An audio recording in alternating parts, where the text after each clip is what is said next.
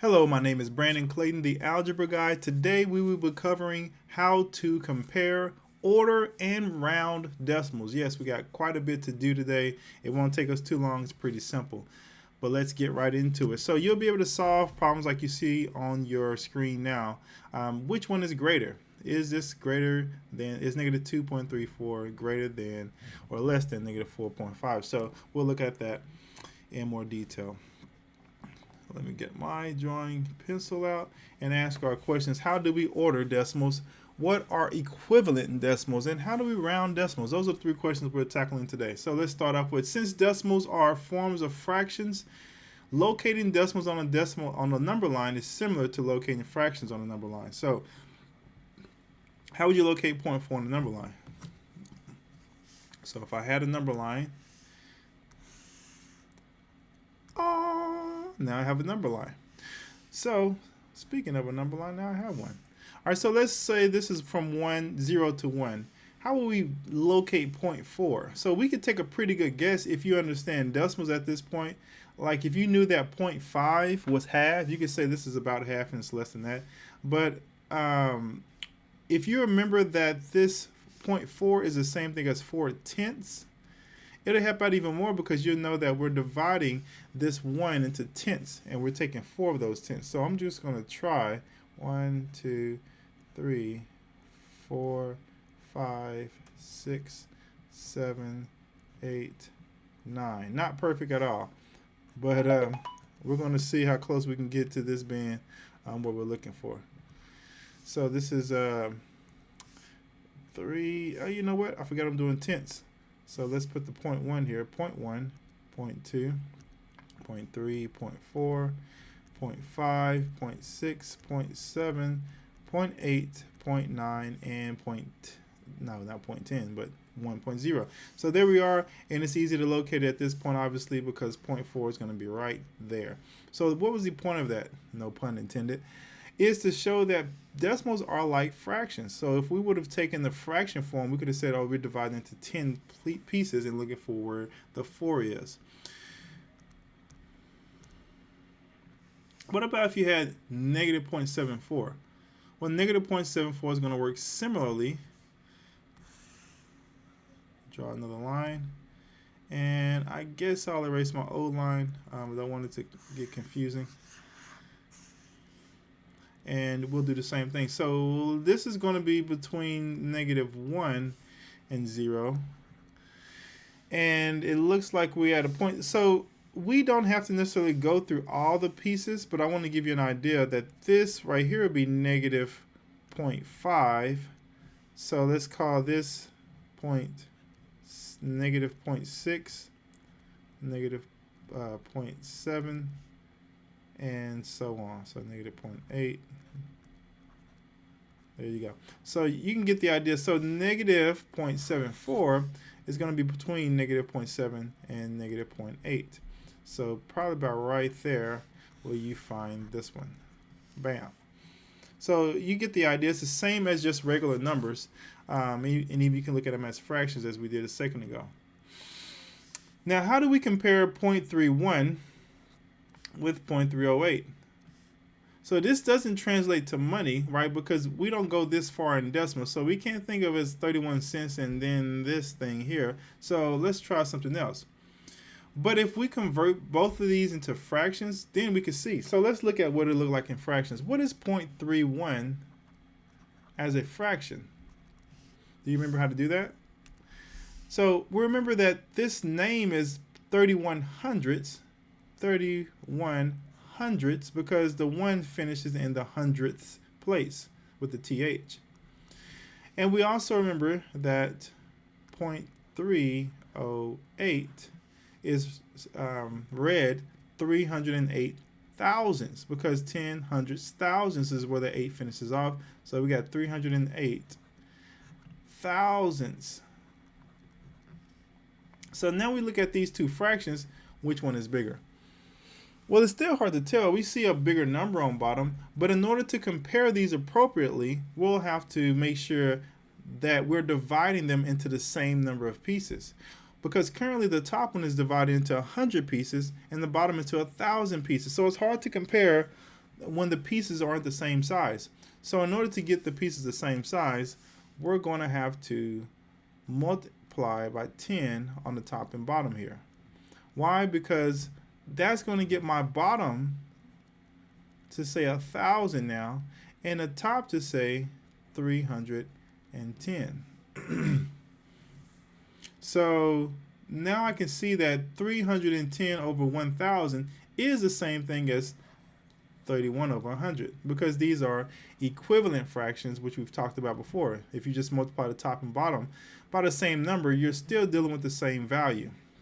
We're going to leave this one at 308,000 over 1,000, but now that they're divided by the exact same size pieces, thousandths, they're exactly the same size, we can now compare the numerator, 308 to 310. And we can easily see which one is greater. Which one is greater? Well, we have more in the 310. So we're going to say 310 would be greater. Or in this case, 0.31 is greater than 0.308. And now another way you could have looked at that is to just line the decimals up, right? Which we'll do a little bit later as well. 0.308. And this is probably honestly the easier way for a lot of students, is just to start comparing each of the places. Those are the same, so there's no difference there. And we go from left to right, because the furthest left the place is, the greater the value. So we start with the greatest value to the right. And then we look at 1 and 0, and obviously 1 is bigger.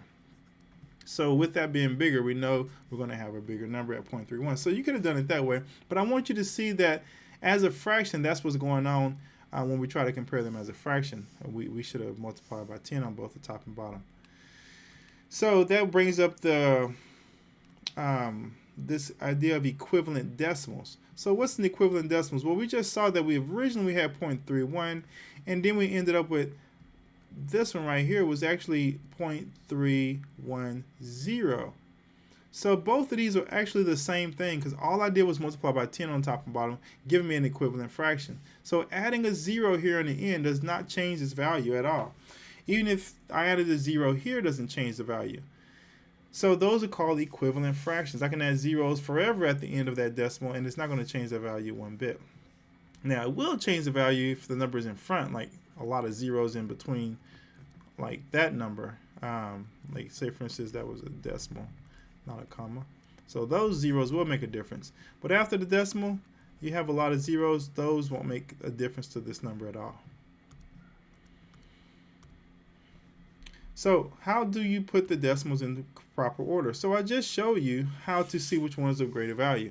And the steps here outline that same thing. It says check to see if both have the same number of decimal places. This one has 2, this one has 1. So if not, we need to add zeros so that they do have the same number of decimal places. So this one has 2 decimal places, this only has 1. So I'm going to add a 0 here, keeping the value the same. And now if I just look at the whole number, 64 and 60, it becomes easy to see which one is greater, because 64 is greater. So 0.64 is greater than 0.60. Same thing for letter B. This one has 3 places to the right, so we need another placeholder of 0 there to see that this is 830, while this is 803. Well, 830 is bigger than 803, so it's easy to see that as well. All right, going back. Let's use the inequality to correctly do this one. Now remember, the only thing different about negatives is you're going to think opposite of what you want to, right? Because the bigger the number seems, the smaller the value is. So in this case, they have the same number of places, but now we're looking at one has a 1, another has an 8. Now keep in mind, again, these are both negative. So we want to get the least negative value that's greater. So that's going to be our 0.1. Is greater than 0.8, because if we had a number line, you can understand that this being my 0, this would be a negative 0.1 here, and then further down, negative 0.8. So this one is greater because it's further to the right.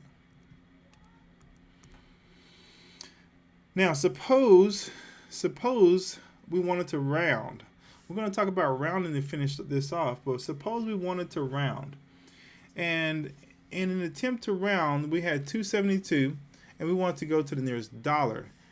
Is 272 closer to $2 or $3? Now, you may be able to think about that pretty clearly, but I want to bring up a number line to make this point even more clear. What if we want to round this same number to the nearest 10 cents or tenths place? Is it closer to 270 or 280? So I want you to make a guess there. Closer to $2 and $3 for every dollar, or closer to 70 cents or 80 cents if it's closer to the nearest 10 cents.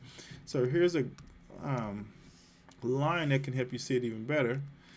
If you look at the first one closest to the nearest dollar, we see that $3 is here and $2 is here. 272 is right here. So which end is 272 closer to? Well, obviously it's closer to the 3.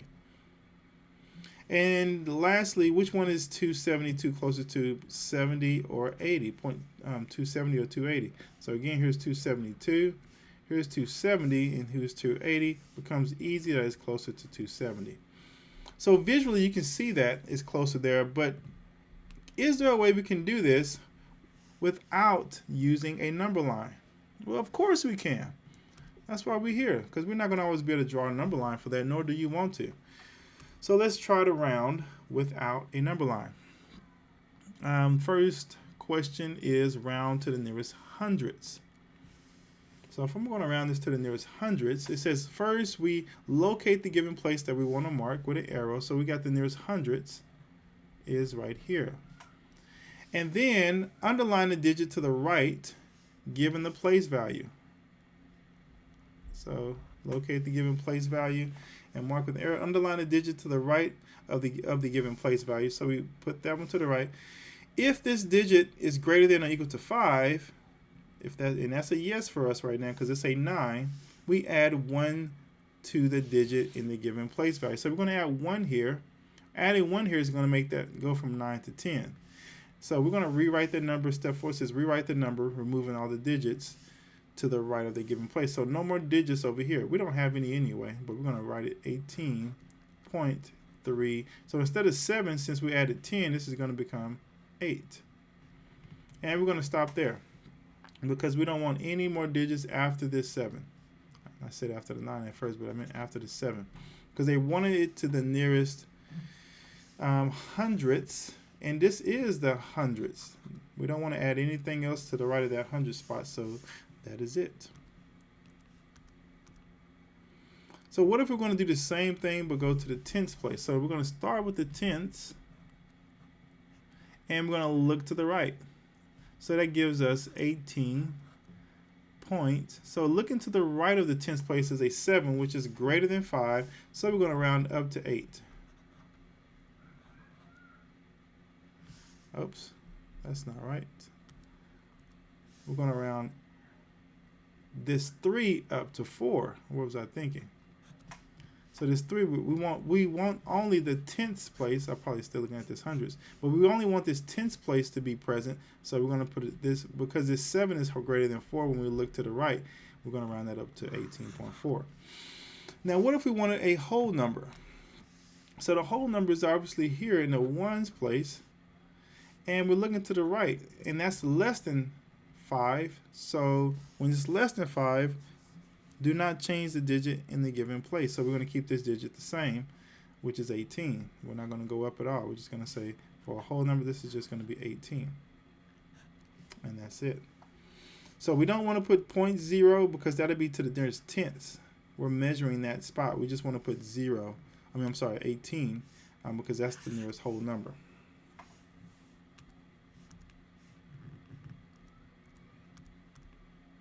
And did we answer our questions? Yes, we did. How do we order decimals? We simply look at a couple of ways we did that, but we made sure they both had the same number of places after the decimal. Then we just saw which one was bigger. So in 0.36 and 0.305, we made sure this one had both 3, and we said 360 is bigger than 305. What are equivalent decimals? Equivalent decimals, if you remember, are when you have 0.38 and 0.38 like this. So adding the 0 on the end doesn't change the value of that decimal, so they're equivalent. How do we round decimals? Well, you take the place you want to round to. So if you want to round to the nearest hundreds, you're going to look to the right and see a 1. Well, you're just going to keep that the same. You're not going to move up that 5. You're going to keep it 5 and don't put anything else after that 5, because now we're at the nearest hundreds. So there's a quick review. Guys, thanks again for tuning in. My name is Brandon Clayton, the Algebra Guy, and I will see you next lesson.